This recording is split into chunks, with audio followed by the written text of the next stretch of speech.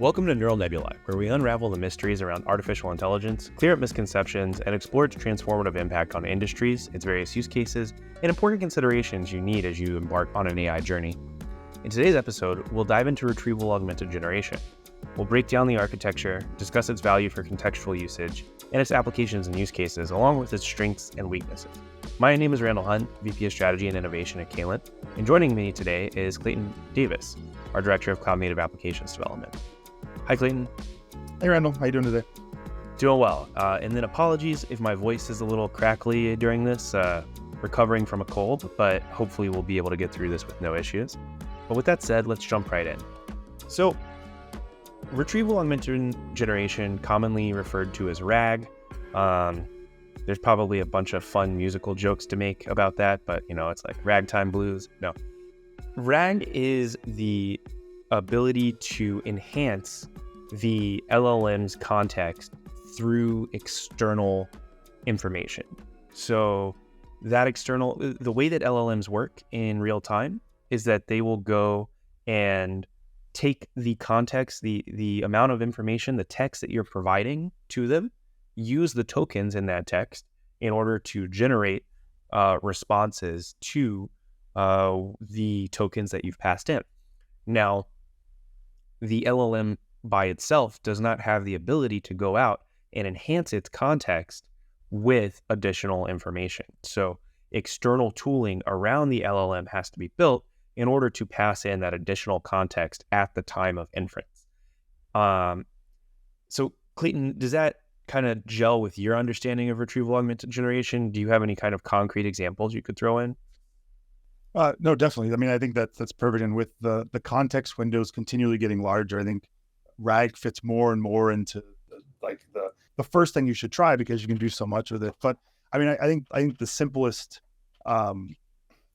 use case and the one I often use is that, if you internal to a company and you're trying to figure out how many days of PTO you have, you can't just ask ChatGPT, hey, how many days of PTO do I have at Caylent? Because it doesn't have any of that information. It can't go find that information. However, if I pass an additional context like our employee handbook, and I pass in the whole context of our employee handbook to that and say, hey, based on this employee handbook, how many days of PTO do I have? Now all of a sudden it has that extra context to be able to go and search that information and find that, right?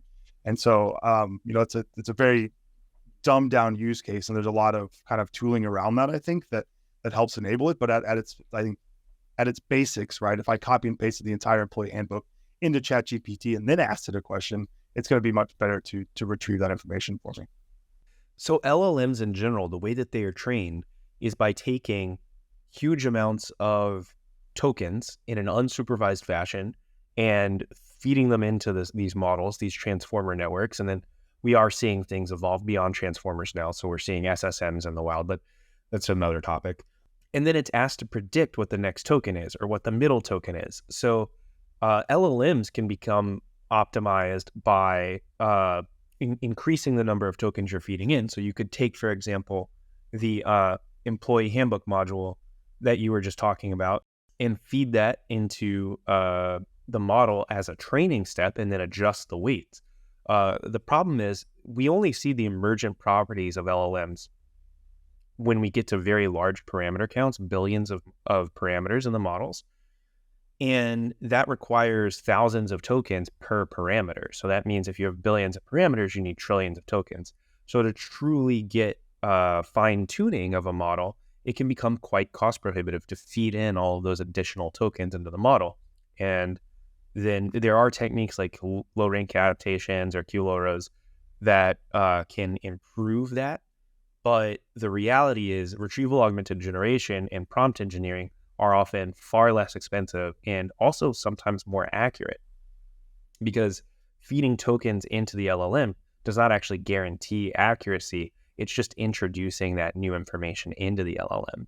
Whereas retrieval augmented generation, again, it doesn't guarantee accuracy, but because you're passing it in the context of the inference of the model, you are more likely to get a correct result than if you were to just do continuous pre-training or fine-tuning.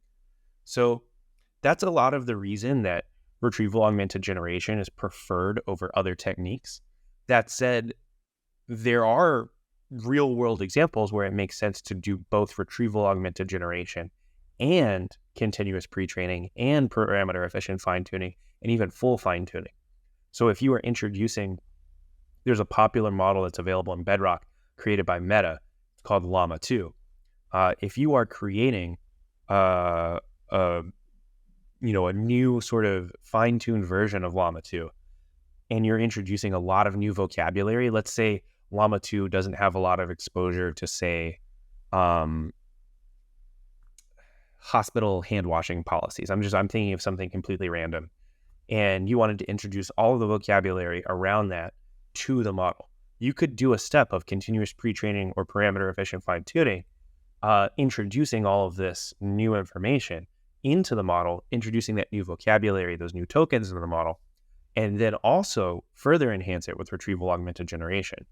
But the way that I like to think about it, and Clayton, I'm going to run this by you, so tell me what you think, if this is, because we could probably start saying this to customers if it works. But the way that I've been thinking about it is retrieval augmented generation is like having a diary where I record what I had for lunch every day, whereas pre-training is I'll remember all the good meals that I had in my life, and I can remember, oh, I like pizza, I like pasta, I like these things.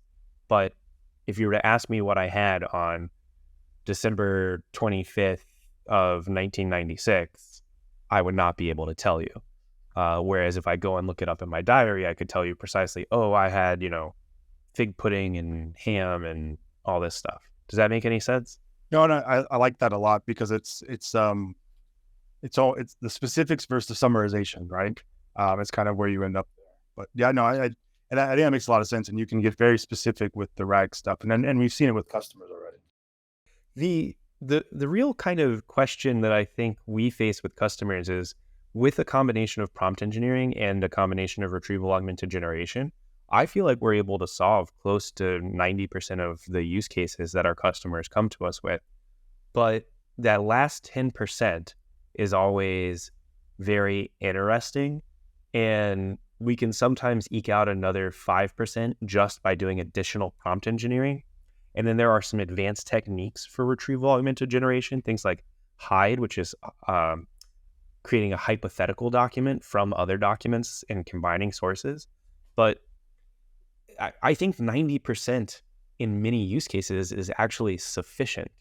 And that's sort of been my operating thesis so far. There are, of course, exceptions where that's not the case. And I think we've been proving that out, right? I think customers have come to us thinking like, hey, we need to build our own model, deploy our own model, run our own model. And, we talk them off that ledge. We're like, hey, just give us a couple of weeks. Let us try to do it with RAG and prompt engineering.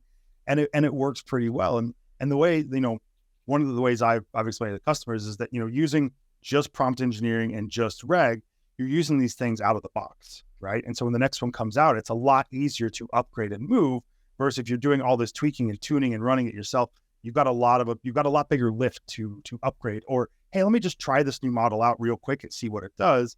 You can do that with RAG and prompt engineering. Once you start fine tuning, it's going to be a more expensive, quick little trial to see if it's going to work better or not. And there are a couple of different specific ways of going about retrieval augmented generation. So at its core, you can imagine, the very simplest form of retrieval augmented generation would be to take a single document and to parse it and create embeddings from it. Those embeddings would be sort of the tokens that represent the document, and store it in some sort of embedding search space. And then you would take the user's prompt that you were going to use to create an inference from the large language model. You would use that prompt to search the embedding space that you have just created and return relevant pieces of that file. And instead of returning the embeddings raw, you're returning text from that document, or, it doesn't necessarily have to be text, but we're primarily talking about large language models, so we'll imagine it's all text for now. You're returning the relevant sections of that document, putting it into the context of the inference and saying, hey, answer these questions. And to your point earlier, as the context becomes larger and larger, there are different trade-offs to be made. For instance, the Llama 2 models while they are quite efficient and have a very great sort of operational cost, a great per token cost. It's much lower than that of some of the other proprietary models. The context size is only 8K and then 4K in some cases. So there's not so much context that you can put into the model at inference time, which in the way that impacts things is if you're using a Llama 2 or a model or a Llama 2 variant, something like a Mistral or a Mixtral, you would then optimize your retrieval rather than optimizing the LLM. So you would optimize your retrieval by doing additional indexing and making sure the chunks that you're returning are small but relevant to the query that the user is making. Whereas, and this is actually always a good thing to do, always optimize your retrieval, but the impetus or the motivation to optimize your retrieval is actually lower the larger the context window, as long as cost is not a concern, because keep in mind, you're paying for these models in a per token way. And I think that's an important distinction, is that as you change your model, not only does your prompt engineering change, your method of retrieval changes as well. And then the techniques that you're using for retrieval, and even the techniques you're using for storage and search change. Yeah, and there's another consideration there too. Like, yes, cost should drive like how many results you're going to return. Is it going to be 3? Is it going to be 10? But you also have to know what your data is, because it may be that, in the employee handbook, if that's all you vectorize and you put in the database, and you're going to ask about PTO, well, there's one section in the employee handbook about PTO. If you're going to return 10 different results, you're going to start getting things that don't have the similarity that you need, and you're going to start summarizing the wrong things. And so there is some data science, data engineering around like, what am I indexing? And based on the questions I'm asking, like, are there going to be 10 good similar results that I expect to come back? Or is there really just 1 or 2? And I don't have that much data. And so you also think about, what's going to be relevant. Don't just, I've got a huge context window, let's return it all. Like, well, maybe not, right? Because then you're going to be summarizing things that don't make sense.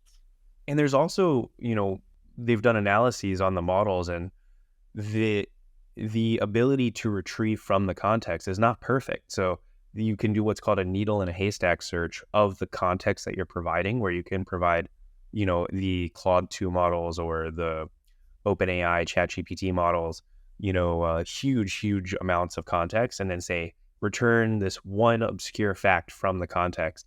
And it has recency bias. So things that are very, very, close to the bottom of the context or very close to the top of the context are more likely to be returned than stuff that's in the middle.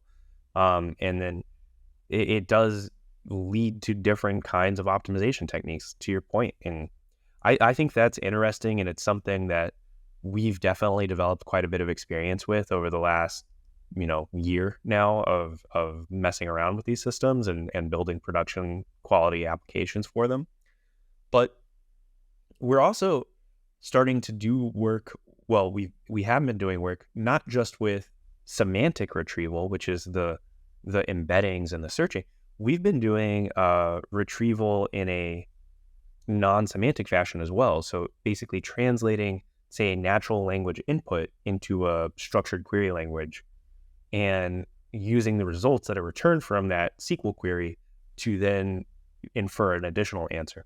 We built this project called the Reinvent Session Concierge, where we took all of and this is in our public GitHub repo. And for those of you who may be listening, I might show this a little bit later, but so you can go watch the YouTube video, but I'll also just post a link to the code as well. But the way that this works is that we will basically go out and query the Postgres database that we created of all of this, all of these reinvent sessions, and we'll query it using natural language, and we'll have the Claude 2 model translate that natural language into a SQL query, get the results, feed those into the context of the response, and say, okay, Claude model, please now synthesize a response based on the user's original question.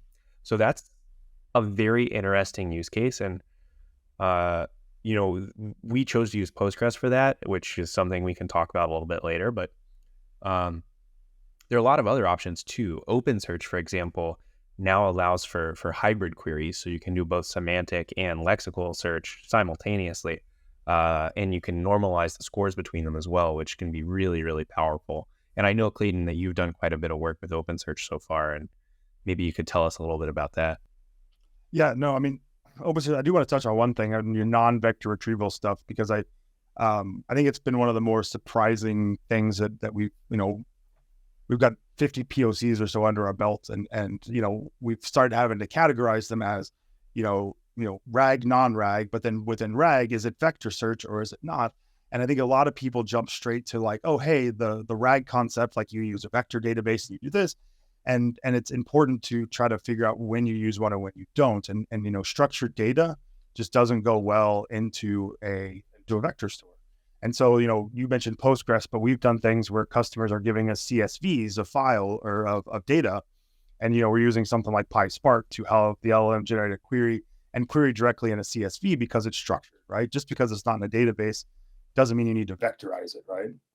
And so even like, customers providing us like, hey, we've got these 4 or 5 Excel sheets we'd like you to do RAG on, put them into Kindra.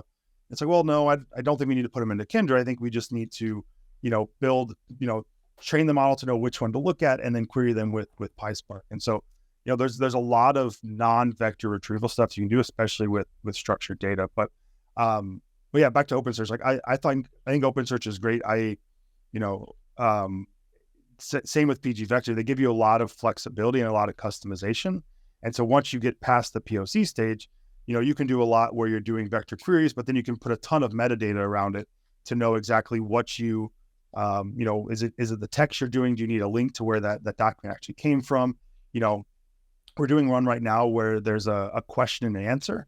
And so we're talking about vectorizing the question. So you can search based on the question, but then as part of the metadata, you're pulling back the answer because that's what you want to summarize.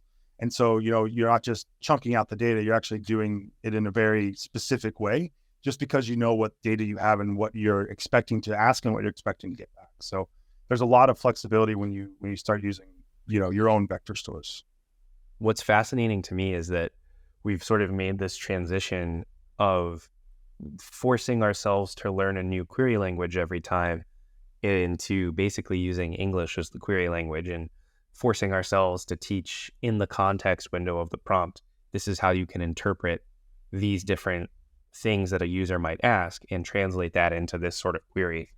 And again, I know that we don't have a ton of people who will be watching the screen, but this is what I'm showing on screen right now as an example of one of the prompts that we used in the reInvent session navigator.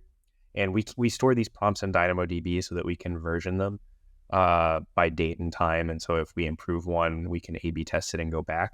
But you can see this is a Claude prompt. And what it's saying is, given an input question, use PostgreSQL syntax to generate a syntactically correct PostgreSQL query from the following table session. This table represents events for a conference. The table schema will be contained within schema, which means I'm going to pass in the schema at runtime because I'm going to derive that and cache it as we change the schema over time. And then it says the query should be read-only, write a query in between SQL XML tags. And, then I say in all caps, and that's the craziest thing about some of these models is that they respond to emotional language and they respond to all caps in a way that they do not respond to non-all caps or non-emotional language. So important note, all fields that you include in the where clause should also be included in the select clause. The reason for this is that when we return the results, we want to be able to render it into like a pandas data frame or into a table or something, rather than just getting a raw answer with no context. Except the embedding field. Don't include this in the select clause. This will aid in the generation of the result. And then we annotate the schema. So we have another important note here where we're walking through how to use PG Vector and how to use the embeddings and the syntax for the embeddings. The only reason we include this is that it may not be in the base model's knowledge set because it is a fairly new extension. Well, I mean, PG Vector is not a fairly new extension, but some of the syntax is new.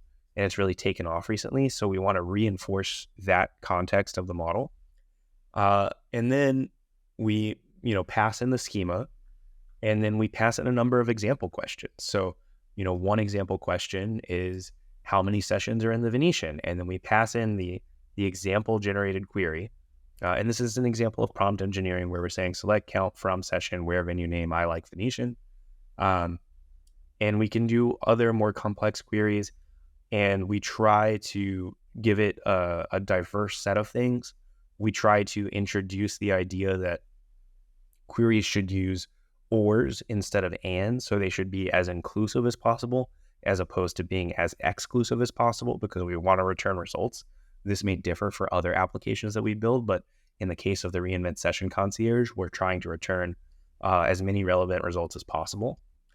And then we, if we go and we look at the schema, we annotate the table schema. So we don't, and I've switched to a different DynamoDB entry now, where I've walked through, hey, this is the schema of the table, and these are all the fields, and this is what they are talking about, and I give the type of it.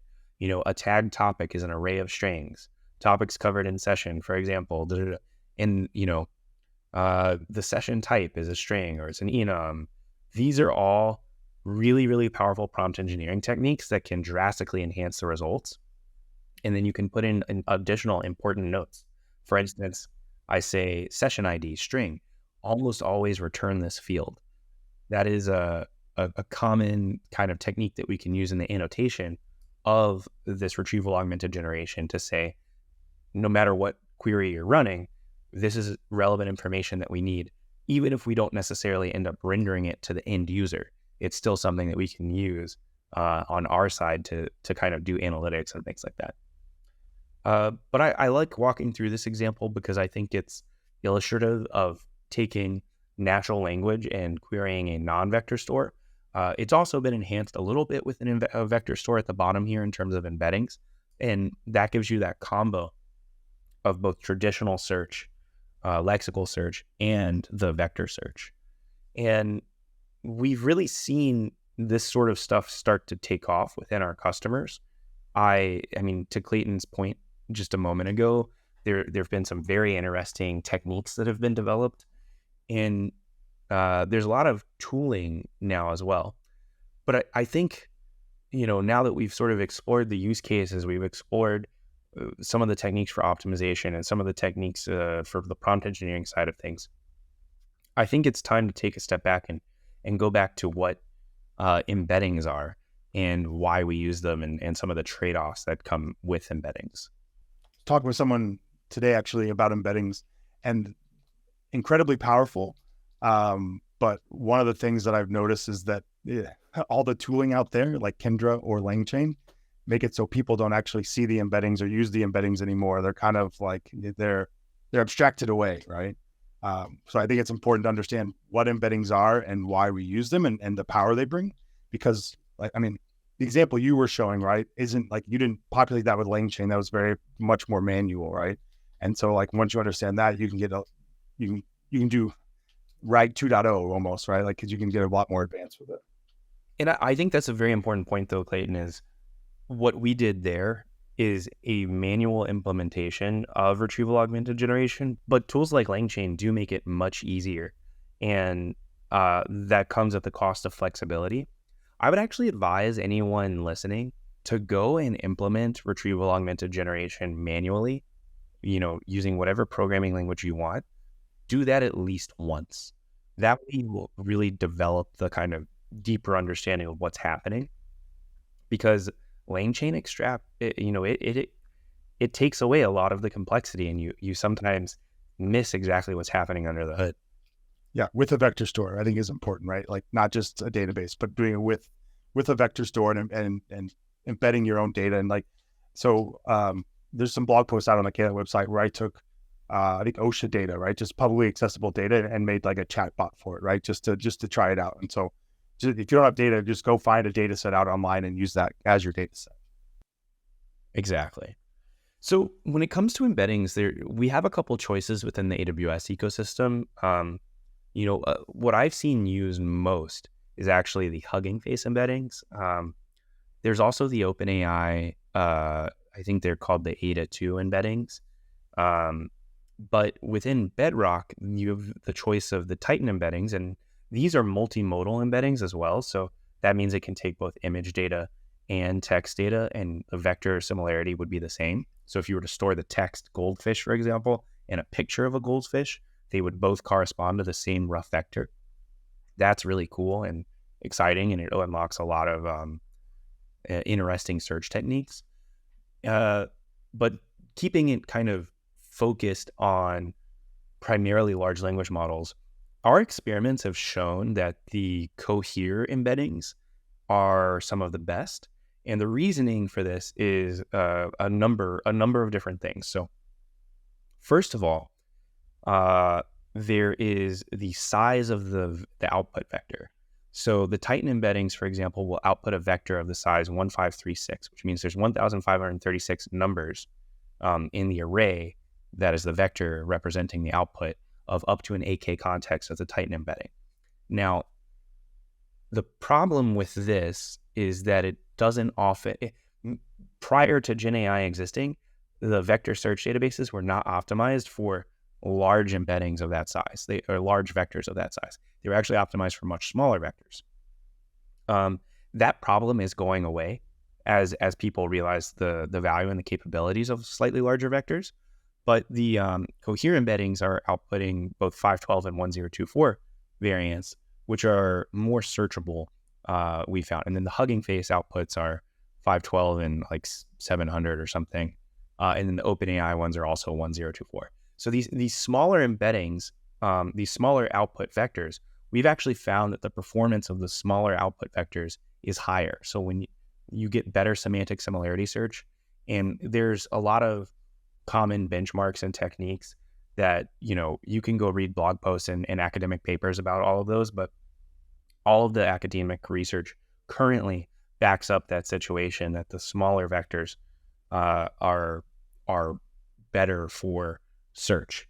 I expect that to change. So I expect as the hardware improves and as the large vector search support improves, that will not necessarily be the case. And so as you generate these embeddings, you have to store them somewhere.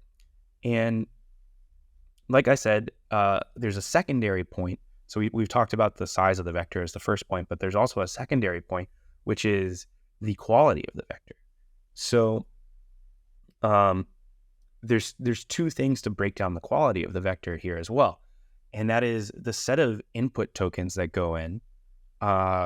If a model was trained primarily on English, for example, and had a much smaller representation of other scripts or other languages, then it may count additional tokens in a lower quality, lower correctness, lower precision vector as output if you were to put the same input data in. So like if you were to say, flower in English and then Blümchen or whatever in German, you may not get the same vector depending on how that embedding model was trained.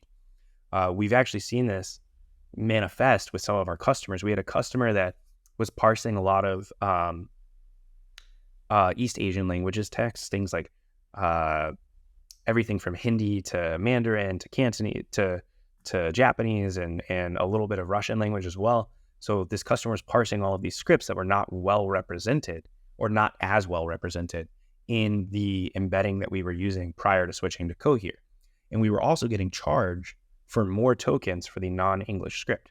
So for example, the word hello in English would charge us only 1 token, and it would be 28 tokens if we did the same thing in Hindi. So this caused us to look at some different embedding models, and we arrived at the Cohere model, and we found the output and the performance of that was actually excellent.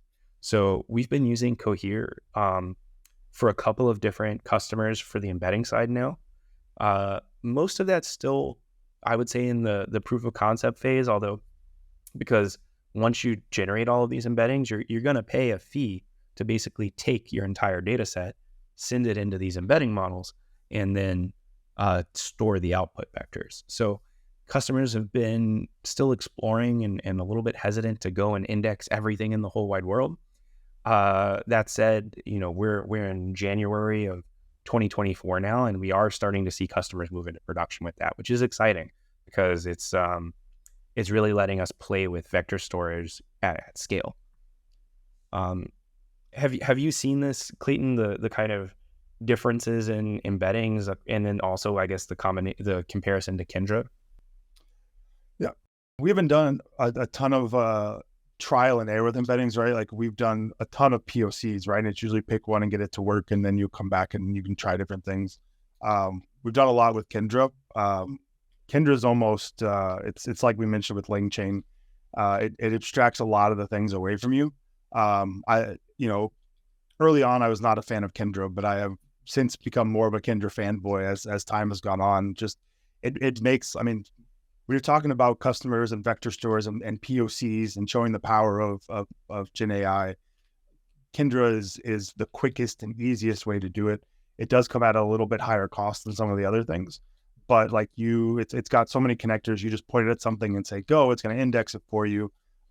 It's the retrieval is all done via an API. You can query it via an API. It's all like it's magic, right? But once again, it's out of the box. Which has its pros and cons, right? The things that you were showing with the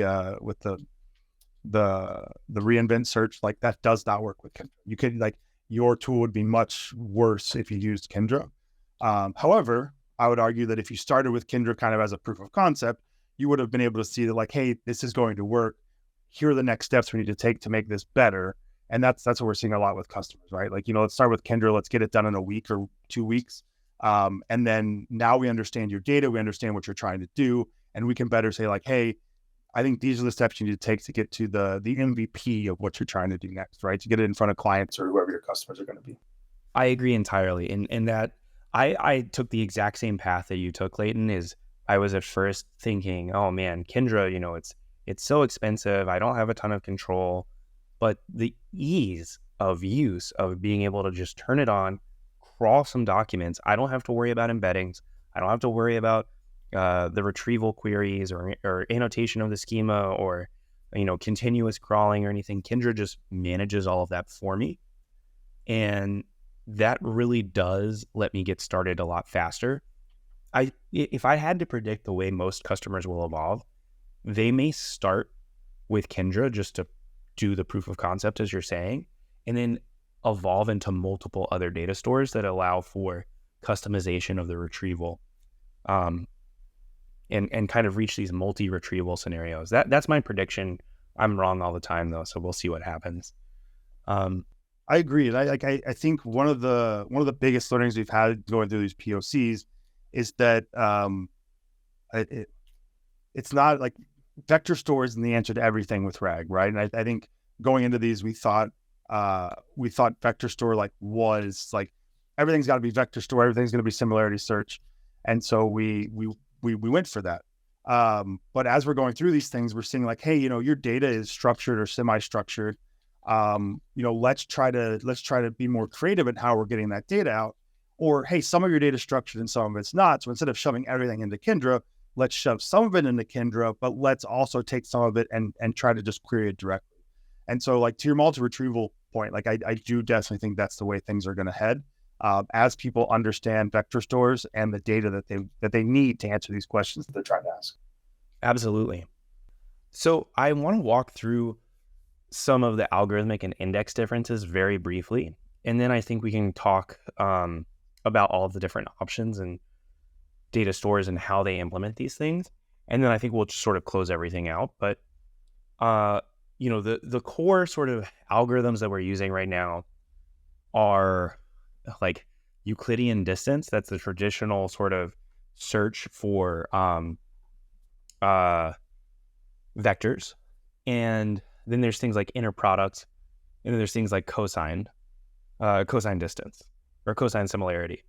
And the way that I tell people to think about the different versions of these algorithms is some of them work on non-normalized data, which means they take into account both the amplitude, like it's a true vector, and that it's taking into account both the amplitude and the direction. And then others really only care about the direction and less about the amplitude. Now, the algorithm that you use to search things, you can sometimes use different algorithms on the same kind of index.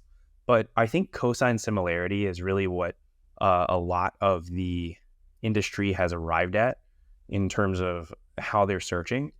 And then in terms of indexing, people used to use IVFF flat, which is like an inverted flat file, where you're basically, it's an inverted index. So this is a very common full text search technique. It's been around for a long time. But then another technique that people have been using more recently, and the technique is actually quite old. I think it's from probably the 60s, or 70s. And it's a statistical technique. It's called K nearest neighbor. But optimized versions of that, like approximate K nearest neighbor, are how a lot of indexes are being searched these days.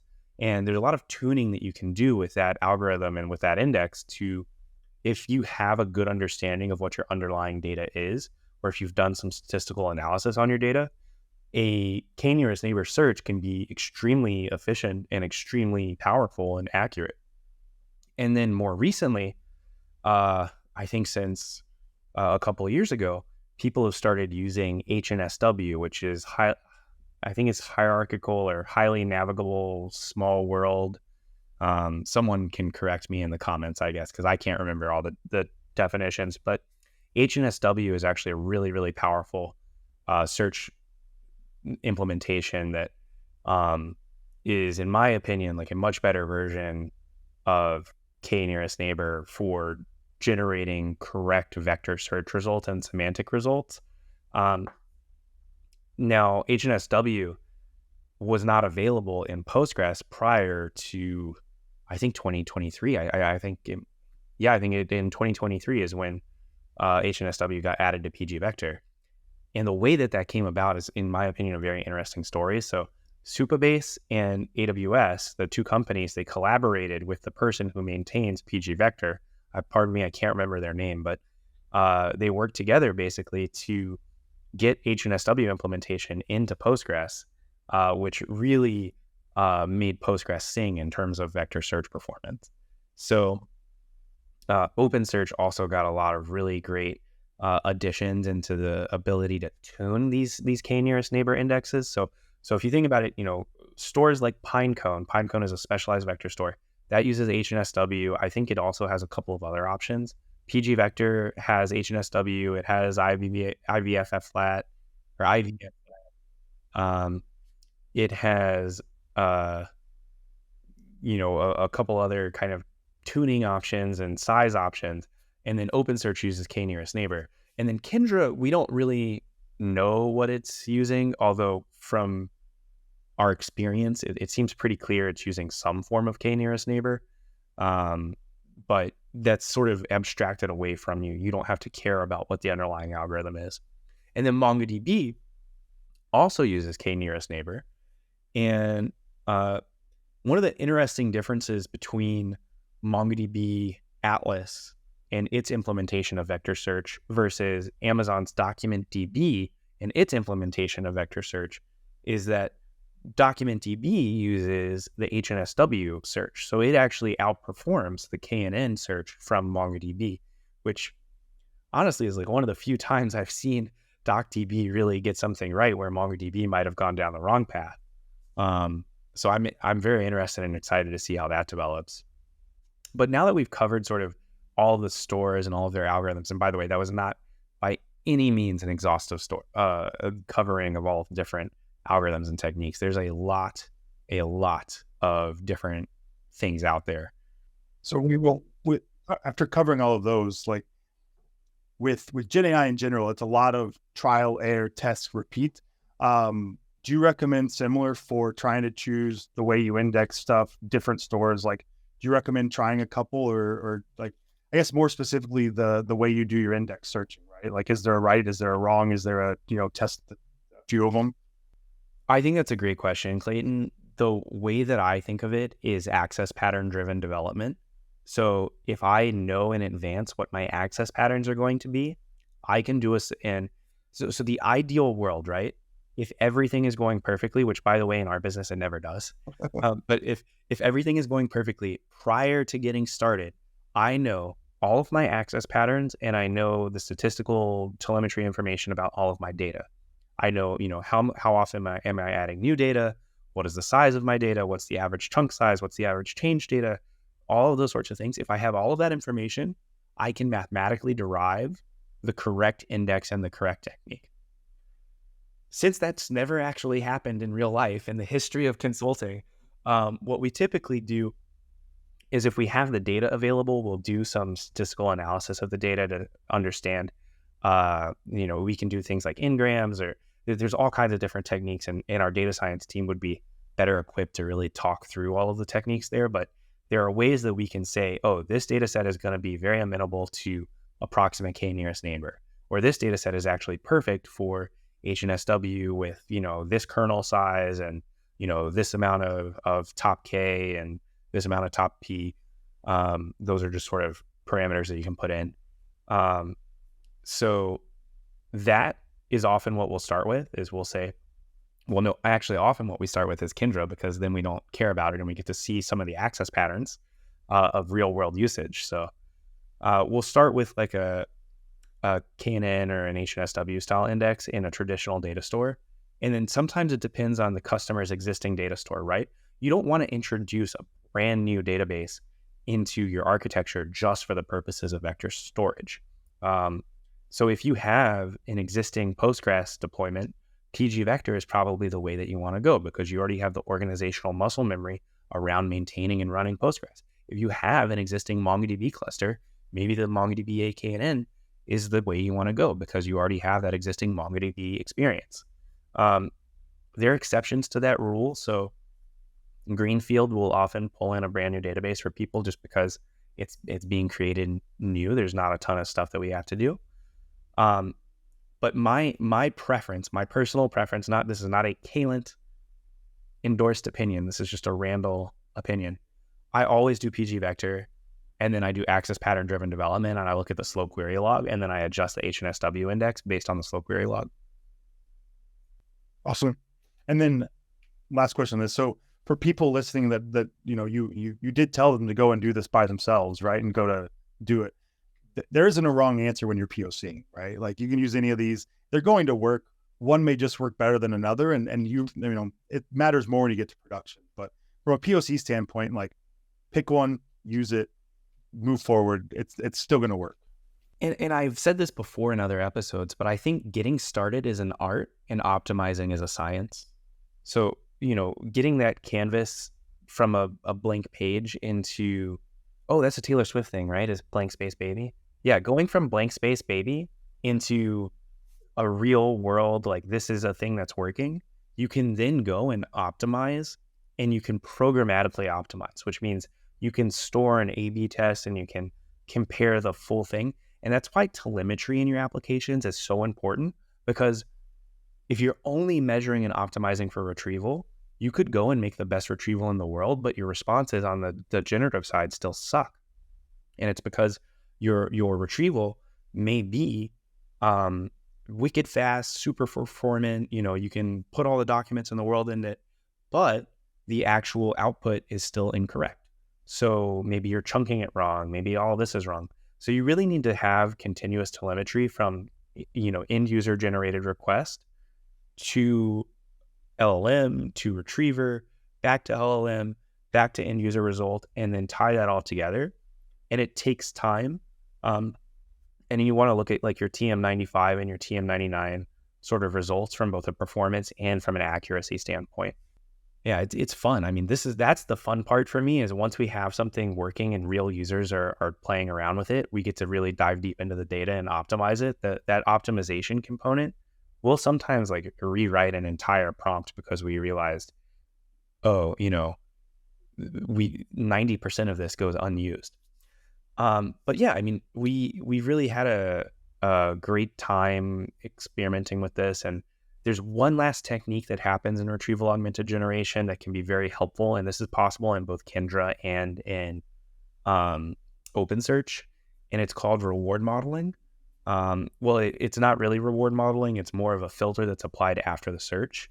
Reward modeling is more of a training technique, but you're basically upvoting or downvoting answers and fragments of documents that are returned based on the user's input query. And this can improve the overall semantic search performance over time for all of your users.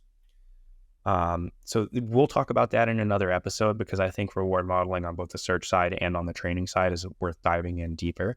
But I just want to close this out by saying that, there's a lot of strengths to retrieval augmented generation. It is absolutely a technique that you should investigate. It is absolutely a technique that is worthwhile learning and understanding. I think some of the challenges that come with it are understanding the costs, both the embedding cost, the chunking, the keeping the models up to date, and establishing recency in some of the retrieval augmented generation, and then just making sure the prompts and the retrievers have accurate context, and that you're not overloading with irrelevant information. Clayton, do you have kind of like the pros and cons or strengths and challenges that you've seen in your work with the retrieval augmented generation? Yeah, I mean, I think the biggest strength is the time to POC, right? You can go from idea to POC very quickly with retrieval augmented generation. And one of the biggest challenges that I think was a surprise to me as we've been doing all these POCs is you need to think and architect about how you're going to retrieve it, whether it's vector search, whether it's you're just going to store a CSV, whether it's going to be a normal database. But like the way you retrieve your data matters, because for RAG to work, you do have to get the right data into the context window, and shoving it onto a vector store may not guarantee you're getting the right data. And so thinking about how your data is it structured? Is it unstructured? To your point, how often does it update? How do you feed that updated data in? Like there's a lot of architecture around the data. But from a POC standpoint, like take a snapshot of it. Don't worry about updating the data. Just make sure it works, but make sure you're retrieving it in the most efficient way possible to get the correct data into the prompt. Amazing. Clayton, thanks again so much for joining us. I always enjoy chatting with you, my friend. And with that, I will close us out. So this concludes our episode of Real NebulAI. We hope we leave you with something to think about as you pursue innovating with AI. If you enjoyed the show, please leave us a rating and review on the platform you're listening or watching on. And don't forget to subscribe so you never miss an episode. Thanks for listening. We'll see you next time.